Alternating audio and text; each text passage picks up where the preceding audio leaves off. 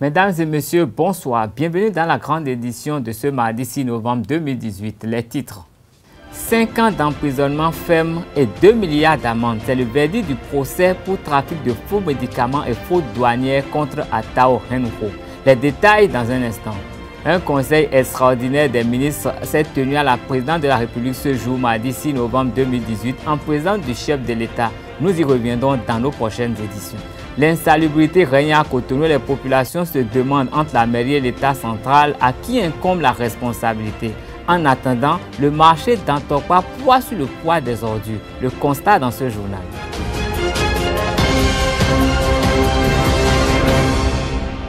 Mesdames et messieurs, bonsoir et bienvenue dans cette édition. 5 ans d'emprisonnement ferme et 2 milliards d'amende. C'est le verdict du procès du député Atao Henro. Dans les détails, il a été purement et simplement relaxé des poursuites pour voies de fait et violence sur agents publics. 2. Il est retenu dans les liens de prévention de rébellion aux agents, requalification des faits, je précise. 3. Il est condamné à 12 mois d'emprisonnement ferme et a payé le franc symbolique à l'État béninois. Dans le dossier de la fraude douanière, il écope de 60 mois d'emprisonnement ferme et d'1 milliard d'amende et il reçoit la reconstitution de la partie civile par la douane béninoise qui la condamne à payer des dommages et intérêts de 2 milliards. Nous avons un invité dans cette édition. Nous recevons pour vous Madame Aude Berloge-Couton.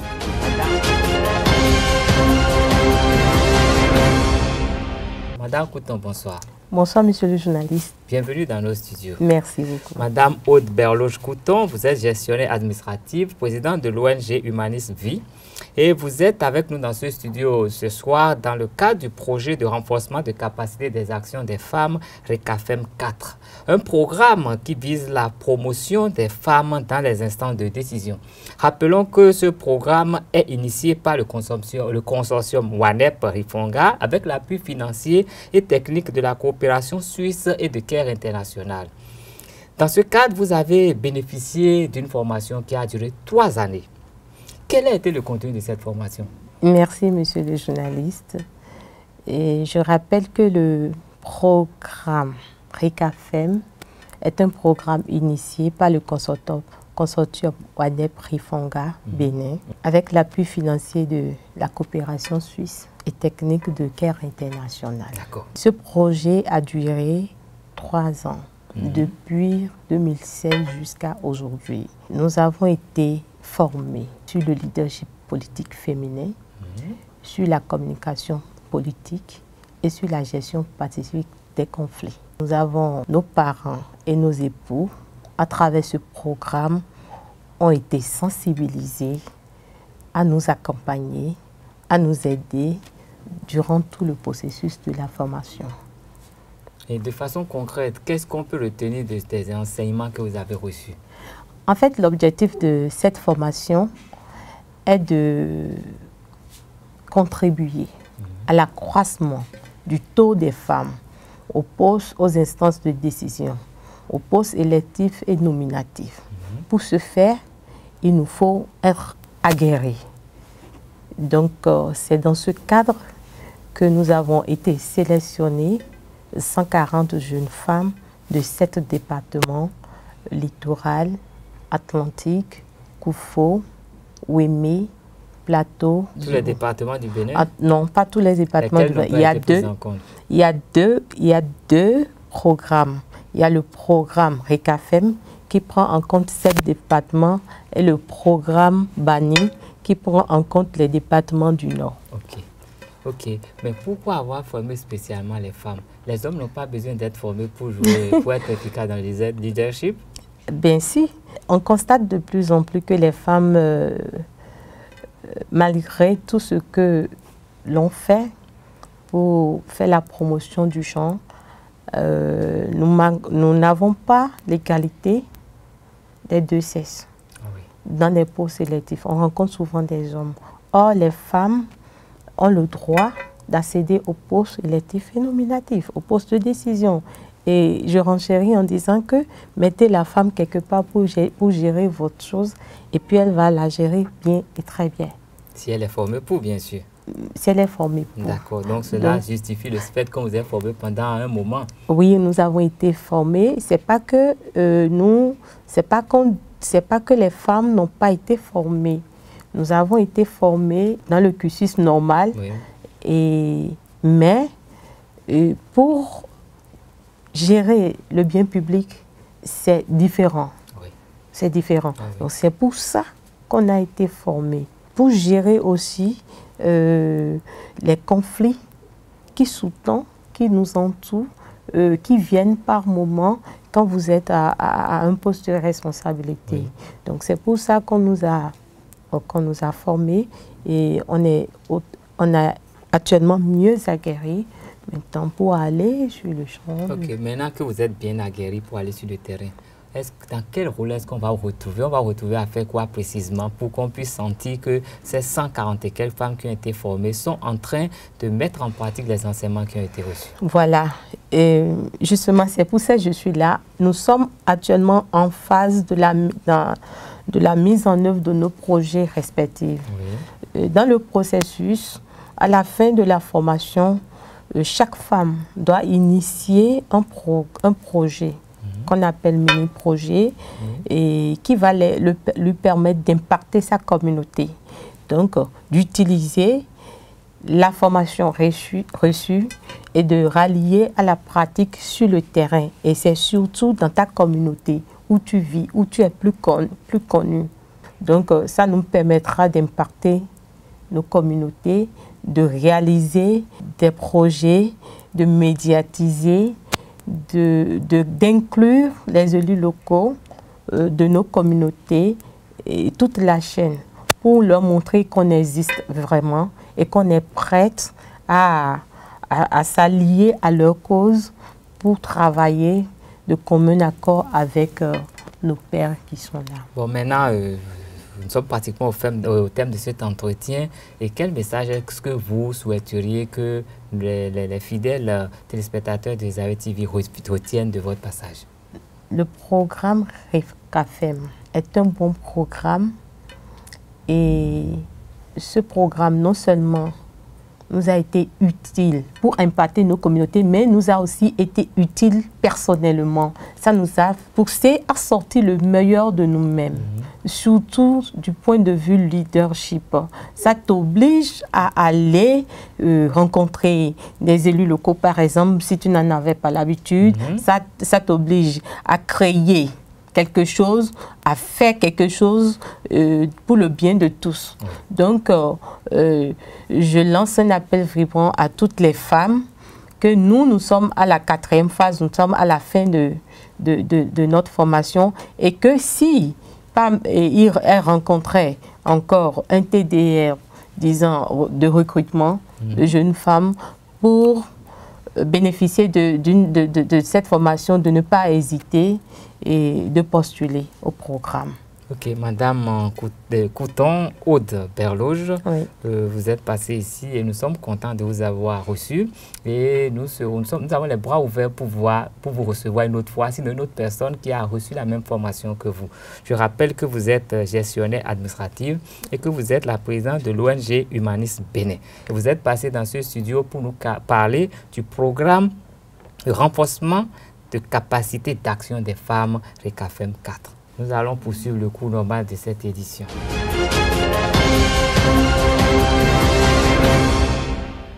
Le parti Front républicain est monté au créneau hier, lundi 5 novembre, à Cotonou. Contrairement au mouvement de déclaration et de constitution de l'opposition ou de la mouvance, ce parti se démarque par son positionnement, son idéologie et sa logique. Par la voix de son secrétaire général, il dénonce le néocolonialisme qu'incarnent certains cadres béninois, la langue, la monnaie nationale souveraine et une armée nationale constituée, organisée et dirigée par la nation sont, selon eux, les conditions sine qua non de tout développement, a souligné le secrétaire général. Voici un extrait des propos du secrétaire général Sedolo Nounayon. Il n'y a au Bénin qu'une seule et vraie opposition au système de gestion néocolonial de notre pays. C'est l'opposition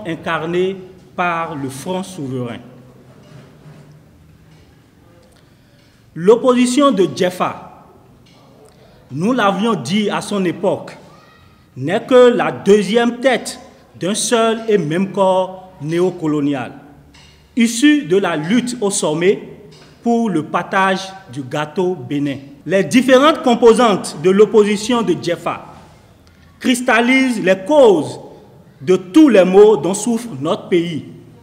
Et ils ont ces causes en partage avec le gouvernement qu'ils combattent, le gouvernement de la rupture.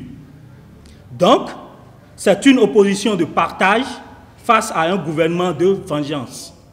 La RB de Soglo Ier, les FCBE de Yahi Boni, qui ont lesté une bonne partie de leurs militants sur le candidat Talon. L'USL, contraint de naître dans le but de se servir des peuples comme bouclier pour un homme, Adjavon fut-il milliardaire et généreux. Le PLP de Léonce Rumbadji, alias Lionel Zissou, ils sont tous des hommes du passé, autant que le pouvoir de la rupture et de ses coalisés. Dans cette galaxie, c'est la position du PCB qui paraît incompréhensif, voire incongru, à moins qu'il ne lui reste que son glorieux passé de combattant aux côtés des peuples pour exister. Mais les peuples ne sont plus dupes de qui est qui. La jeunesse consciente et soucieuse des générations futures n'est plus dupe de qui est qui, même si l'opposition de Djefa récupère de la bouche des peuples qui souffrent les mêmes revendications. Fait troublant, remarquez que les 7 revendications portées par cette opposition de Djefa sont toutes centrées sur leur seule préoccupation du moment et pas sur la misère que le gouvernement Talon impose au peuple béninois et qu'il appelle dérégulation du monde des travailleurs, parce qu'il veut protéger les riches contre les pauvres, c'est-à-dire satisfaire les puissances financières. Pas une seule revendication sur le mépris opposé à ces travailleurs. Mépris fondé depuis 1960 sur le système de gestion néocoloniale dont la base est la langue française, la monnaie franc CFA et l'annihilation du Bénin à la France et à l'Occident. La ville de Cotonou a du mal à vaincre l'insalubrité. Le centre-ville et les périphéries ont du mal à juguler ce fléau. Le cas de la terre reliant l'ancienne gare routière en face de la direction de la Sogema à la station d'essence du marché Saint-Michel de Cotonou est patent. En plein cœur du marché d'Antokpa, les tas d'immondices qui s'amoncellent sur le trottoir mitoyen ne passent pas inaperçus et méritent une intervention urgente. Le reportage qui suit vous fait apprécier la situation à sa juste valeur.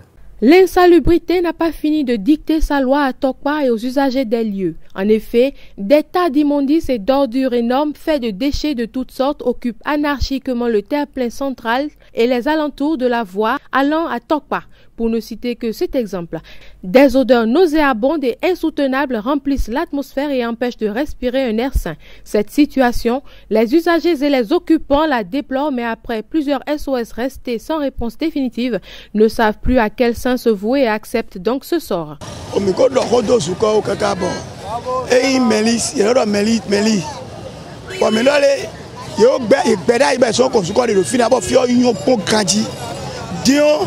Il est déjà souvent qu'on dit d'ailleurs câble d'ailleurs mais les deux gardiens finis bon à construire était là oui barabé bon fini yo pour grandi Dieu est calé à deux verres bon et donc câble le coin goudron dit comme moto ko ngwe jiwe moto to no abe ko so le ya wa be et non ni ko to no abe bon d'ailleurs ho par exemple mais là no te agmaro flin we bono sa no fie ni no me mina mo e wona ni melo le do no donc mairie yo ko de we do boy do flin de do melesi. Bon, tant de togan de mia, j'ai dit on, et non, mais là, non, flin. Des macarons, non, flin, non, mais on blanc entretien, nous fier, on blanc entretien de bois, fier bikuji. Bois, vous sont encore si pour belle nous mêler. Donc, normalement, il y a un de mêler dans l'air, reprendre fier, dans l'air, non, blanc, ou les bonavés, non, mais il y a où nous en abe, où nous en abe, encore. Parce qu'on a flin, bon, ou on va dominer, bon, mais non, on compte fi. Oh, ouais, les encore des fier, et nous, fier, il y a besoin de faire, mon frère, on va nous, et ma caillon. Vivre et travailler de façon permanente entouré d'ordures n'étant pas l'idéal pour la garantie d'une bonne santé et l'exercice dans les bonnes conditions de leurs activités respectives, les populations implorent le bon sens et le sens de responsabilité des autorités compétentes en la matière.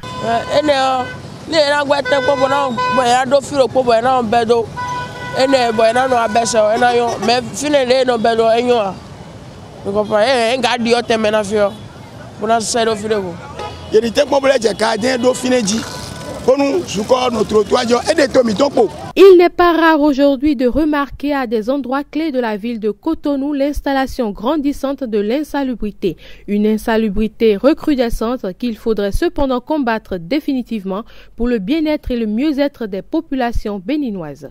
Promouvoir la mode béninoise sur toutes ses formes, tel est le but visé par John Meda Agency International. La soirée de lancement de son nouveau concept, la mode en 12, le vendredi 2 novembre dernier à Cotonou, nous donne des indications. Créateurs de mode nationale et internationale, promoteurs culturels et mannequins ont tous présenté leurs créations à travers un défilé de mode. Les moments forts de cet événement dans ce reportage. John Meda Agency International a lancé le vendredi 2 novembre dernier un nouveau concept dénommé la mode en 12, un événement qui valorise la mode et la culture. La mode en 12 est une initiative qui vise à promouvoir la mode béninoise sous toutes ses formes. L'objectif visé par John Meda Agency International est de faire de cet événement un événement non seulement national, mais aussi international. C'est un événement qui a réuni plusieurs acteurs de la mode nationale et internationale. Vraiment, c'est une belle initiative et moi, je félicite John Meda. Je félicite tout son staff pour l'initiative. Dieu fera et le meilleur reste à venir. La mode en 12, ça s'est bien passé, très bien. Notre partenariat entre la mode en 12 et le Take-Off 4 Mode a été parfait, a été comme convenu. Et ça serait ainsi chaque mois. Puisque après chaque édition de la mode en 12, nous aurons à faire apparaître les créations des créateurs qui vont passer sur le défilé de la mode en 12 dans le catalogue Take-Off 4 Mode. Voilà l'objectif. C'est une soirée du prêt-à-porter qui a permis à bon nombre de créateurs de mode de présenter leurs créations à travers le défilé des mannequins. La mode en 12 est un concept qui a fait travailler mannequins et accessoiristes. C'est une initiative que j'ai particulièrement appréciée, la raison pour laquelle j'y ai participé sans regarder en arrière, parce que ça permet déjà aux acteurs de la mode de se faire voir chaque mois pendant 12 mois. Ce qu'il n'y avait pas, on attendait que les opportunités de défilé semestrielles ou bien une fois à l'année ou bien quelque part au dehors du pays. Mais là, cette plateforme nous permet de faire le tour de la mode en 12 mois, de mettre en avant les acteurs de la mode du Bénin pour leur permettre de rester en contact avec leurs clients ou en contact avec des clients qui n'ont pas encore eu des clients potentiels. Ça a été le cas ce soir. Ma clientèle est venue m'assister.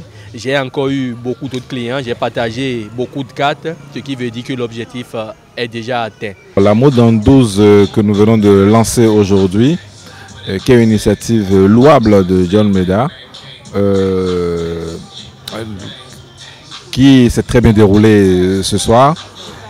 J'avoue que c'est l'une des idées très novatrices que je viens de constater et je crois faire fortement à cette initiative qui, dans les jours à venir, dans les mois à venir, va davantage rehausser la mode béninoise, va promouvoir la mode sur toutes ses formes, surtout le prêt-à-porter de la mode. Il faut rappeler que ce défilé, pas comme les autres, se fait tous les derniers vendredis de chaque mois. C'est une soirée pas seulement artistique, mais aussi industrielle. En page sport, à 4 jours du coup d'envoi de la phase finale de la Coupe d'Afrique des Nations FIBA, 3 contre 3, les équipes nationales hommes et dames de basketball du Bénin profilent les derniers réglages.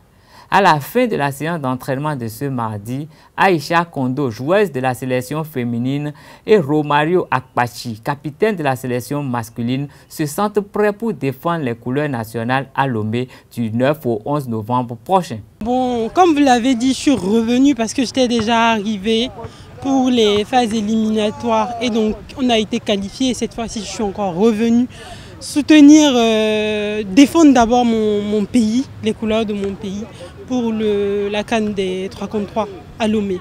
Bon, ce que je vois, je suis arrivée hier et je me suis entraînée qu'une seule fois. Donc je vois qu'il y a beaucoup de trucs qui ont été faits parce que les entraînements ont commencé il y a longtemps, sans moi.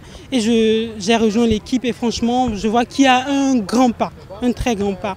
Et je pense que ça promet parce que vu la prestation qu'on avait fait au Bénin ici pour les phases éliminatoires, je pense qu'on va faire encore plus parce que dans notre tête, on sait pourquoi on va. Et aussi on doit comment dire, soutenir et aussi encourager la fédération pour tout ce qu'ils font. Parce que franchement, ils font beaucoup, il y a beaucoup de changements, il faut vraiment encourager ceci. Et je pense que ça ne sera que par nos efforts. Il faut déjà commencer par remercier la fédération pour l'effort qu'elle a fait de programmer les séances sur 3 semaines, même si elle avait eu l'idée de le faire sur 1 mois. Donc il faut vraiment remercier la fédération. Et il faut dire que le coach a abouti vraiment à ses efforts parce qu'on a travaillé durant 4 semaines. Vraiment, évidemment, c'est-à-dire qu'on a vraiment du cran et on a essayé, il y a vraiment du travail qui a été fait. Donc on est prêt pour la compétition. On peut d'une part dire que les insuffisances ont vraiment été corrigées. C'était d'abord l'explosivité en attaque, tant en attaque qu'en défense. Mais je crois que cette explosivité a été travaillée. Je crois qu'on a fait nos preuves au niveau, par rapport au match préparatif à Lomé. On a fait nos preuves. Je crois que le coach est mieux satisfait. Sa vision, c'est qu'on soit qualifié pour le podium aux phases finales 3 contre 3 à Lomé. Ainsi s'achève cette édition. Merci de votre fidélité à Rezaré TV. N'oubliez pas www.rezaretv.bg.